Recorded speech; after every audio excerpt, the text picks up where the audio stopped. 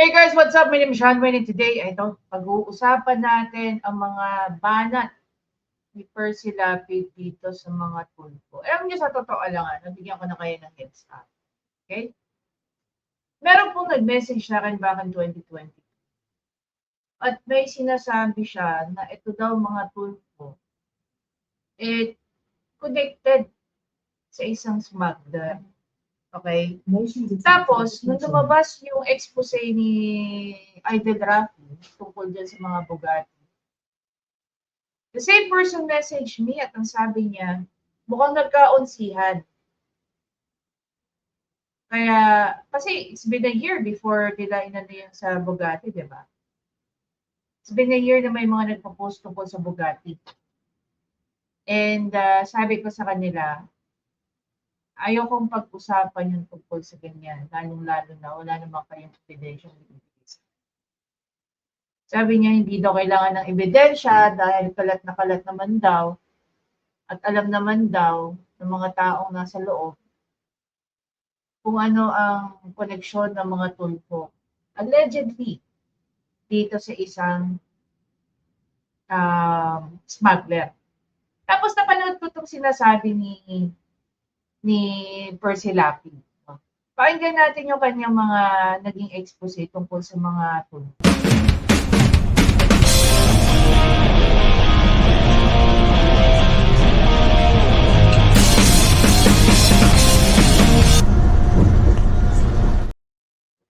Ayan.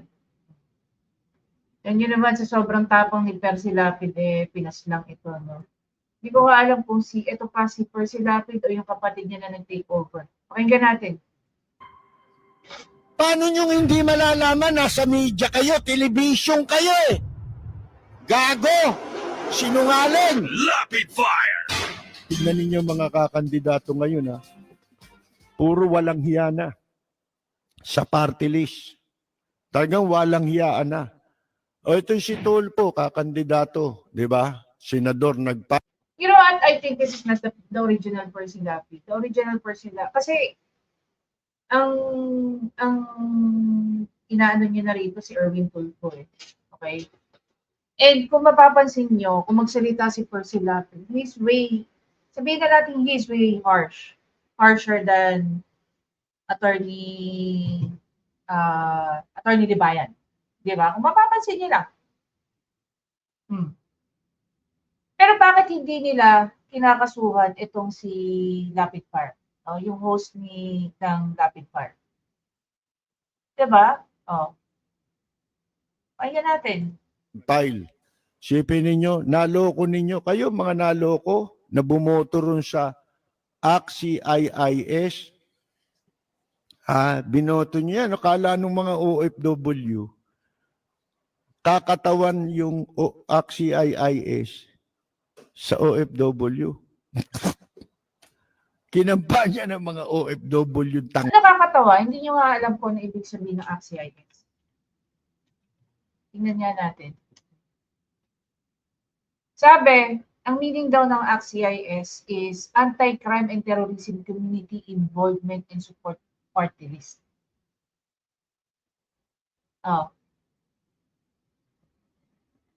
Sige nga. Anti-Crime and Terrorism Community Involvement and Support Party List. Di ba dapat po yan ng meaning ng AXIS? Di ba dapat? Tanong ko lang di ba dapat isa kayo sa mga tumutuligsa sa CPP, NPA, NDF? Ilang taon na kayong party list?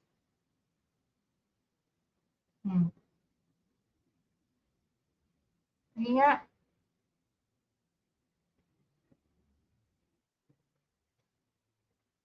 Ang sabi dito, it's a political organization in the Philippines that has representation in the House of Representatives. The party focuses on the crime prevention and represent the oppressed, indigent, and overseas Filipino workers. Indigent daw. Alam niyo bang binawasan ang budget ng mga sa indigent? Ano nagawa ng AXIS? Nga, matanong ko lang. Ano nagawa ng AXIS? Wala. Anong nagawa ng ACT-CIS para sa pagtutuligsa sa mga terorismo? Kasi anti-crime and terrorism community involvement daw. May nagawa ba kayo? O, balik tayo kay rapid fire. Ngayon. Ewan ko ha, ba't kayo naniniwala dyan? Ha? Tanungin nyo sa kanya, ano nangyari sa kaso nung anak ni Lucio Tan na may inaping kasambahay? Ha? Magkano? Oh, tinatanong lang, di ba? Magkano? Natulungan ba?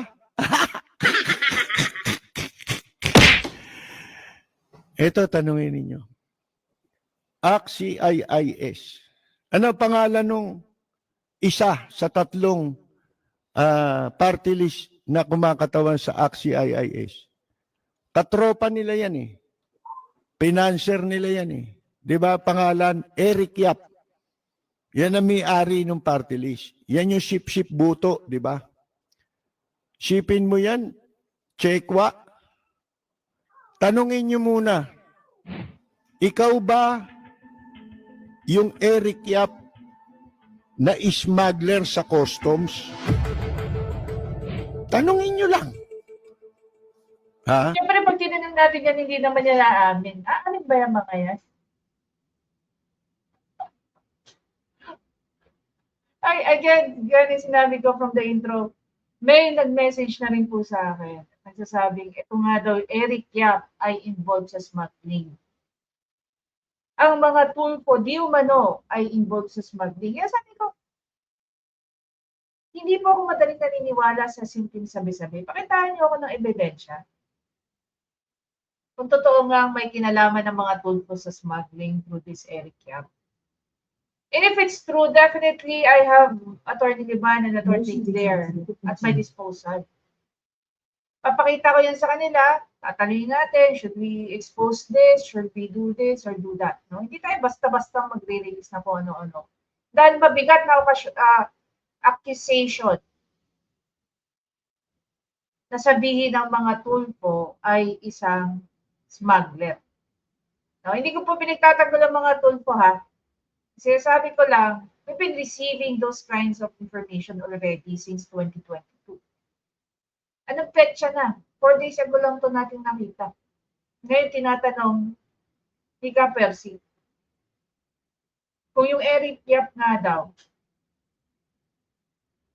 ay may connection or involved sa smuggling. Diba? Another question, bakit biglang question ni Raffy Tulfo yung tungkol sa Bugatti? Ano yung alam niya? Lahat ba ng mga luxury vehicle na nagdadrive dyan sa kalsada? But very specific na Bugatti Chiron lang ang kanyang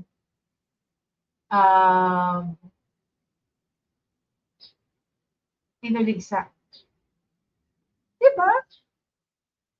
Diba kayo napapasok doon? Kung i-connect nyo yun at itong sinasabi no, ni Percy Lapid, tama lang talaga na magtanong na tayo. Ano ang koneksyon ng isang Eric Yap sa smuggling dyan sa custom? At meron din bang koneksyon ang mga tulfo tungkol doon? Diba? Ano rin na, tuloy. Para malaman nyo na mga bumoto dyan na sira ulo nyo. Si Percy Lapid, Banat, Lapid Fire. Sabi nga nung nabasa ko bagay. Ako naman matagal ko nang alam yun exploiter. Ano yun? Yung exploit. Isa sa mga naging live ni Attorney Libayan. Okay, pakinggan niyo itong mabuti. Isa sa mga naging live ni Attorney Libayan. Very recent lang, few days ago. Okay, few days ago lang. May binasang article si Attorney Libayan. At sinasabi nga din doon sa article na yun. I don't know if they're talking about the same article. Na ang mga tulfo di umano ay mga exploiter. Ayan, sinasabi na ngayon ni Tika Percy. Exploiter. manggagamit. Kaya ayoko yung public service eh. Ako, pag nag-public service, kailangan totoo. Eh pagka hindi totoo, mahirap gawin yun. Di ba? Alam niyo yung public service, gagamitin ka, ireklamo mo yung amo, eh mayaman. Di ba? Kinabukasan, wala ka na. Yung amo mo, tsaka yung nagpa-public service ko, no, magkausap na. Kaya ganun na nangyari do sa kaso nung anak ni Lucio Tan eh. Di ba? Na nang maltrato ng kanyang kasambahay. Sorry na lang sa inyo na mga mapaniwalain. So parang sinasabi dito ni sabi ni Rafi Tulfo noon, if I remember it correctly. Kasi sinundan ko eh. If I remember it correctly, sabi ni Rafi Tulfo, nagpaareglo daw yung katulong. Kaya pinabayaan na nila. Of course, they cannot force the house helper, no, to file a case. Bawal po yun. Dapat willing talagang mag-file. Pero may isang anggulong tinitingnan itong si Ka-Percy. Are you saying, Ka-Percy, hindi lang yung katulong ang naareglo? Pati ba si Rafi Tulfo naareglo? Is it the same thing? Kaya siya tumigil sa investigasyon niya sa PCSO dahil inareglo din siya? Kasi may diba? In-expose ni ma-expose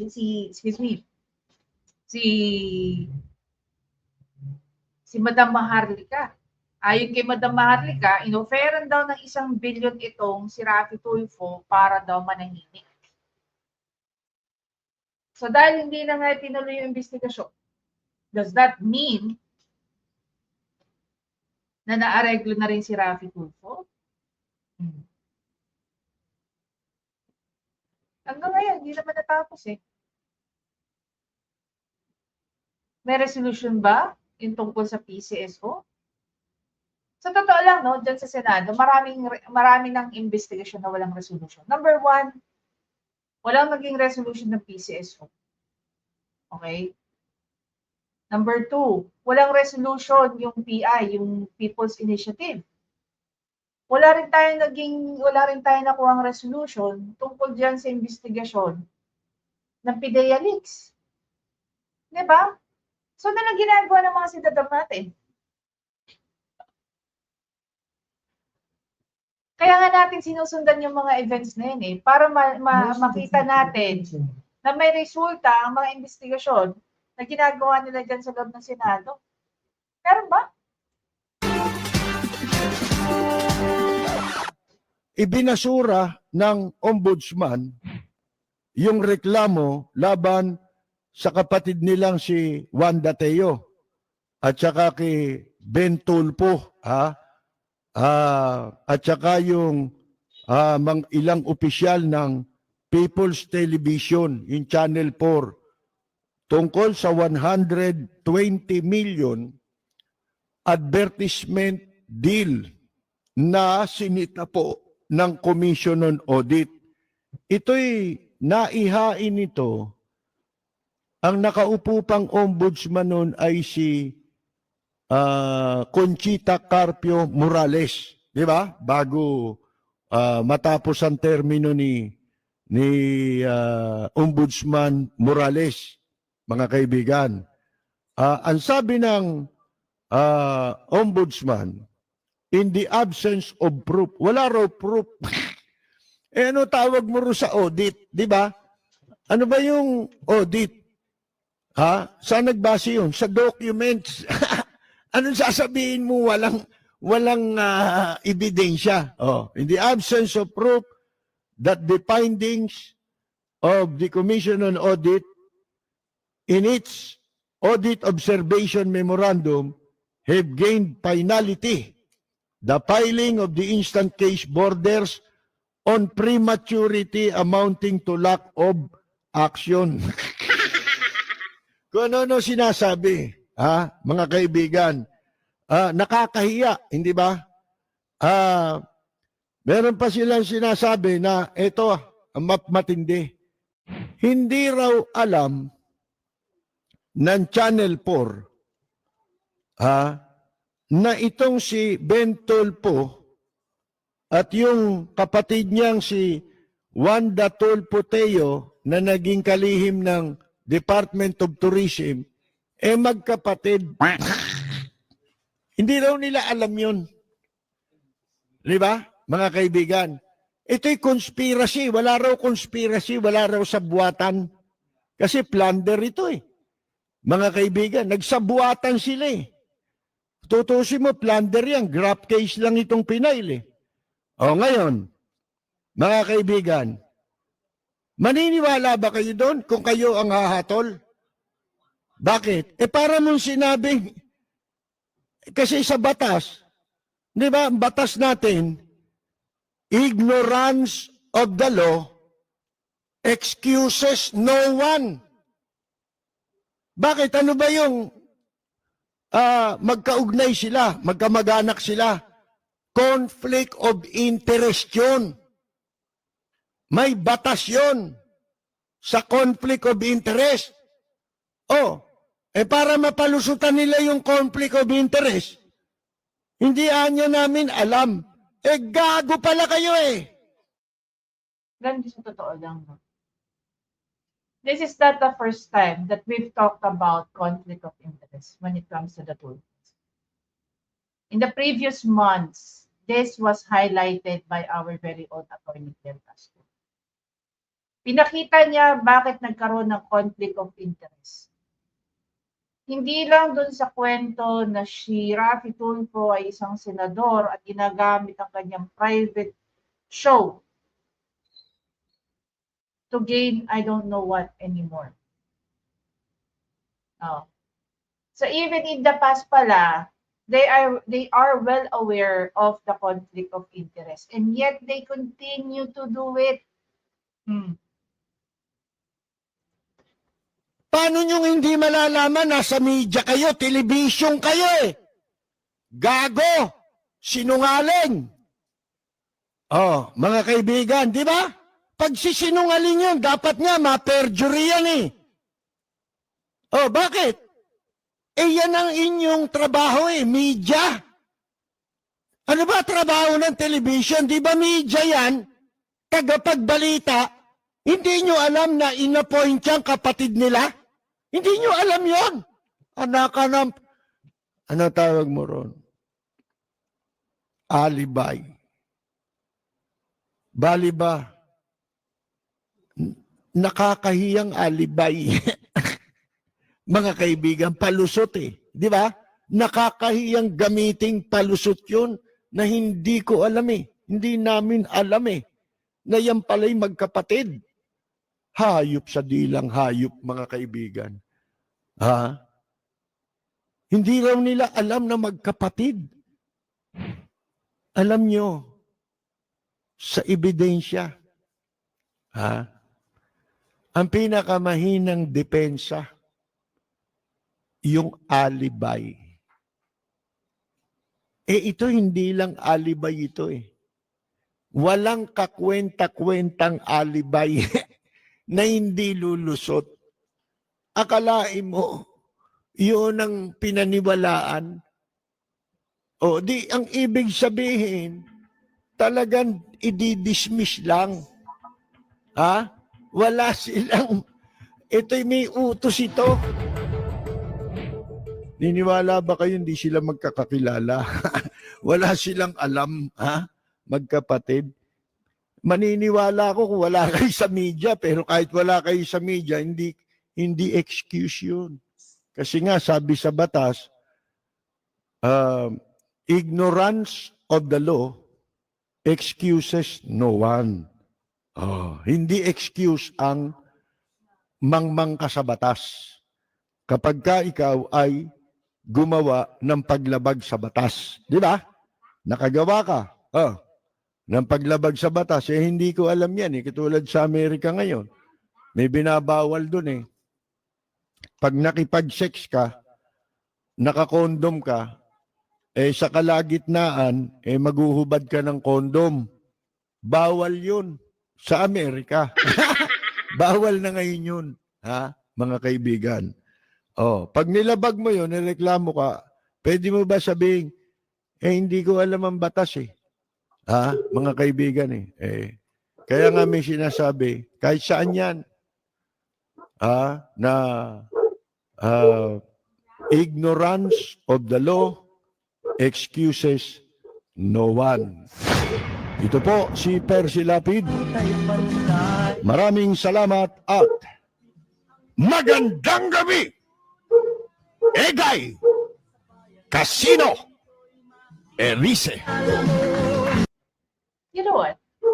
Here's the thing about Percy Lapid.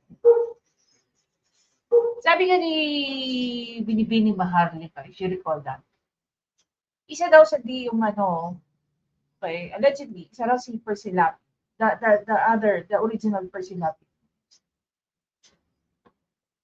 Siya daw yung isa sa mga unang nag-expose ng pagiging drug user ni mga Gino. Tapos naging decoy lang nila or fall guy itong si Bantag, si General Bantag. Ngayon, ito ba mga na-expose ni Percy Lapid magiging grounds na siya ay kasuhan ng mga tulpo? Kasi kung tutuusin, mas mabigat itong sinasabi ni ni Kaperti. Tinatanong niya kung si Eric Yap di umano ay isang smuggler ng custom. So ngayon kung kayo tatanungin ko, pag dugsong-dugsongin natin yung information,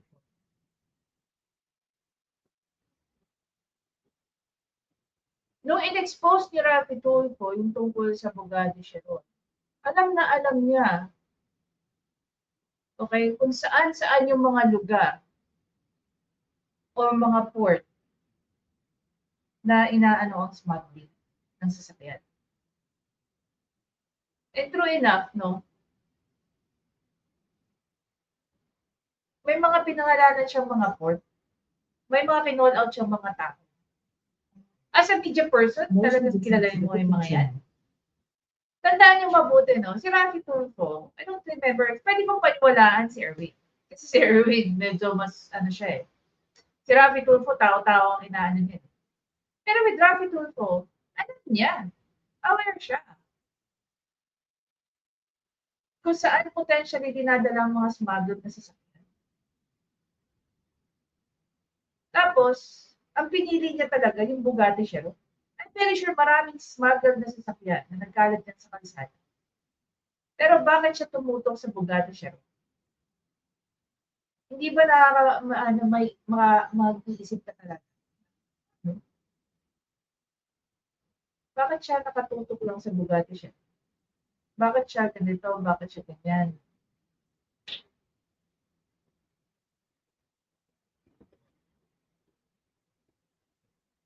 Grabe. Grabe. Hindi mo maaalis na mapaisip ka kung kukonek-konektahin mo yung sinasabi rito ni Percy Lapid, yung kaalaman ni Rafi Tulfo kung saan yung mga lugar na dinadala ang mga smuggled na sasakyan. Kaya niya ba in-expose yun because of may nagkaunsihan ba? Hindi ba dumaan sa inyo yung Bugatti Chiron? We don't know. We don't know. If really the intention of Rafi Tulfo is to eliminate smuggling ng mga sasakyan, dapat hindi lang yung Bugatti Chiron ang in-expose niya. Diba?